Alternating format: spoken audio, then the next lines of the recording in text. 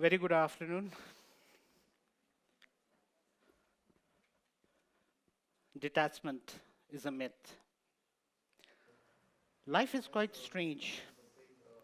It takes sadness to know happiness, noise to appreciate silence, and absence to value presence.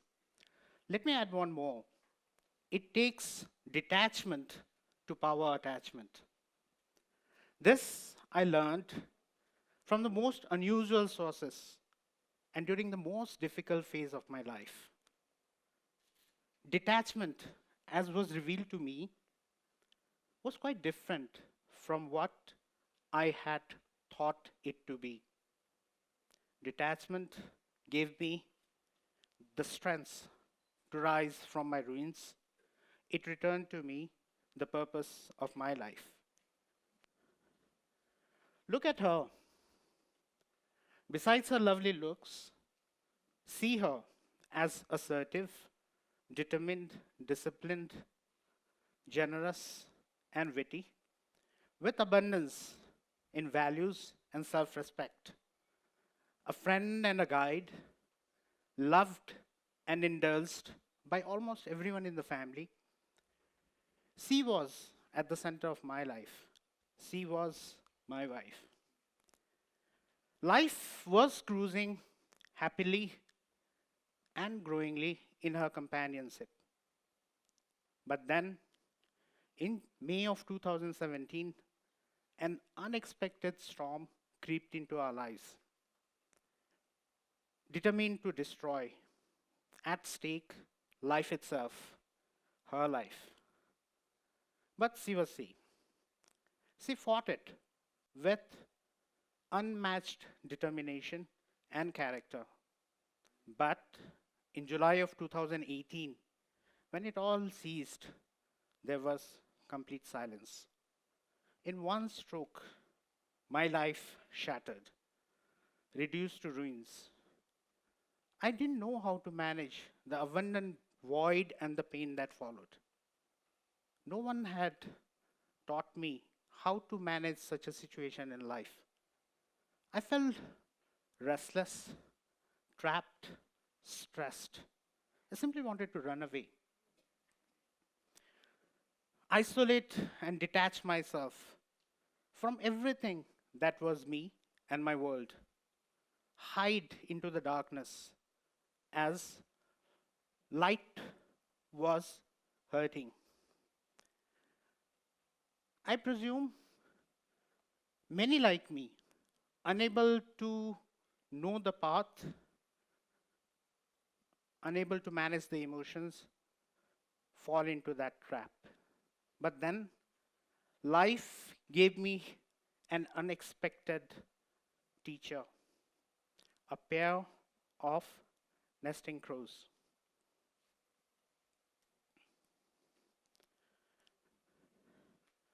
In the house I live, there is this long and narrow balcony, a much cherished space for air and sun, especially in the winters. I spend most of my time on the balcony. One August morning, as I came on the balcony, I was attacked by a crow. From nowhere it had come and it attacked me. Taken by surprise, I had rushed inside. Pretty soon, thinking this as a one off affair, when I came back on the balcony, it attacked me again.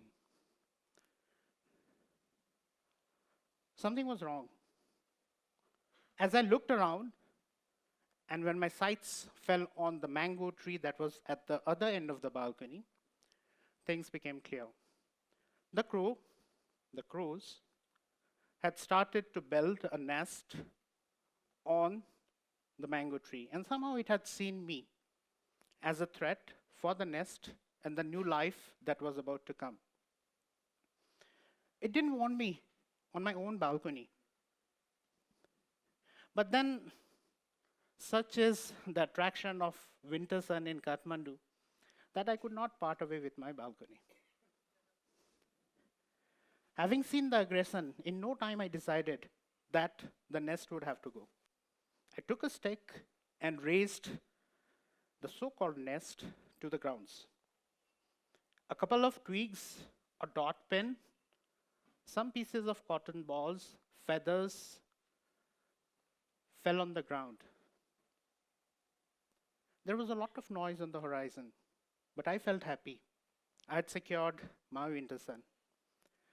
The next morning, as I came on the balcony again, it was a war. There were two, taking turns, and in no time, I was rushed inside the house. From the safety of indoors, as I looked through the glass windows, they were there, hovering. But then, to my utter surprise, everything that I had sent to the grounds had also come back on the tree. I became further determined. With some sapient, or rather Homo sapien intelligence, everything again was on the grounds.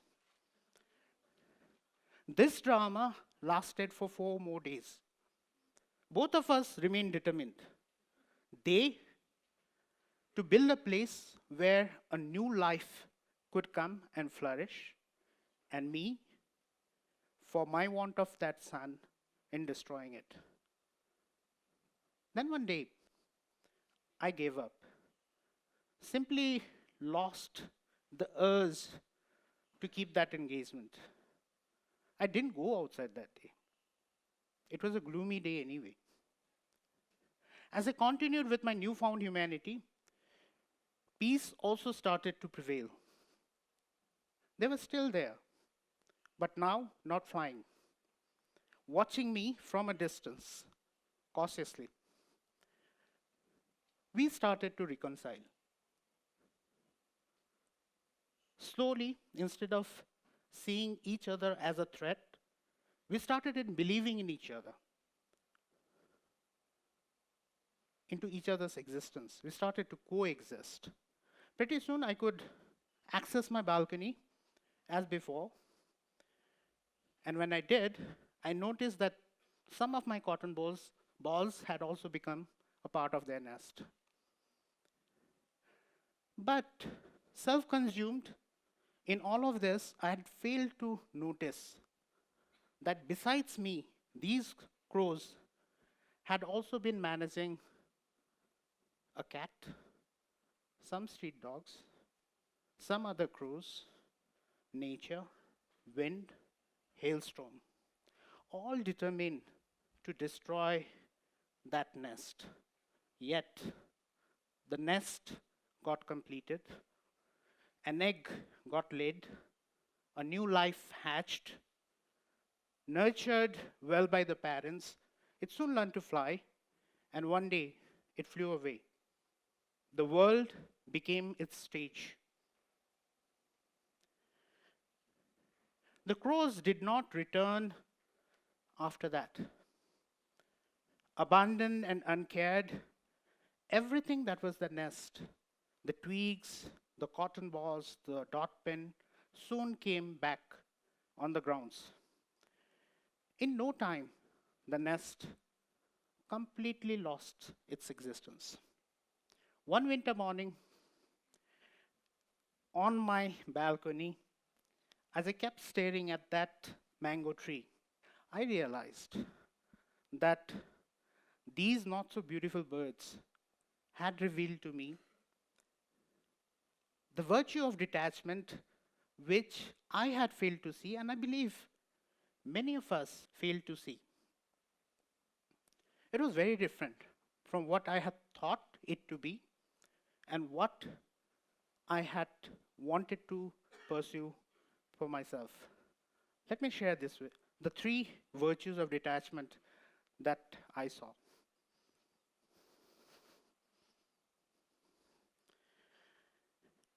The first, and this might surprise some of you, I felt that there is no separate virtue called detachment. It exists only with attachment to provide attachment its biggest strength. Detachment powers attachment, and higher purposes in life can only be achieved by practicing them together. Let me explain. Just like the crows, you attach yourself to a higher purpose in life so deep that you become detached from all the external ups and downs arising from the environment, bringing an influence on you or your purpose till you have achieved the purpose. From the crows, I learned that detachment is not about working in isolation, but rather being at the heart of your purpose and everything associated with that purpose, including its challenges and adversaries, and not letting these consume you or bring you down. It would not have been possible for the crows to build its nest and bring a new life in this earth virtue.